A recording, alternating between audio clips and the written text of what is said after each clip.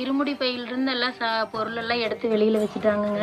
இதில் வந்து பார்த்தீங்கன்னா வெல்லம், முந்திரி, திராட்சை, பேரிச்சம்பழம், தேன் பாட்டில் எல்லாமே இருக்குதுங்க.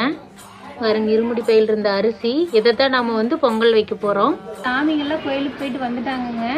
வெடிய காலையில் 3 மணிக்கு தான் வந்தாங்க.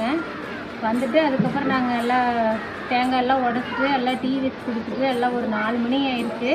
6 மணிக்காட்ட போய் எல்லாம் மாலை கழட்டிட்டு வர போயிட்டு இப்போ இருமுடி பையிலிருந்து அரிசியெல்லாம் எடுத்து கொடுத்தாங்க. அதுதான் சிறு பொங்கல் வச்சு சாமிக்கு வந்து ஐயப்பனுக்கெல்லாம் படைச்சி சாமி கும்பிட்டுட்டு படமெல்லாம் எடுத்து வச்சுருவாங்க. பொங்கல் வந்து இப்போ ரெடி ஆகிட்டு இருக்குதுங்க. இப்போ தான் கழிஞ்சு ஊற்றிட்டு இருக்கிறேன், பார்க்கலாம். பொங்கல் கழிஞ்சு ஊற்றியாச்சுங்க.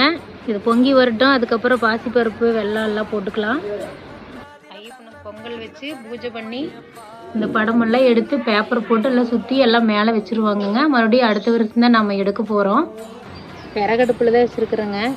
பொங்கல் நல்லா பொங்கி வருதுங்க. இங்கே பாருங்கள், நல்லா ஆவி பறக்க பொங்கல் ரெடி ஆகிட்டு இருக்குது.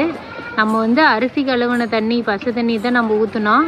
இருந்தாலும் நுரையோடு எப்படி வருது பாருங்க ஆவி பறக்க. பொங்கிருச்சுன்னா அரிசியை போட்டுடலாம். அதுக்கப்புறம் பருப்பும் போட்டுடலாம்.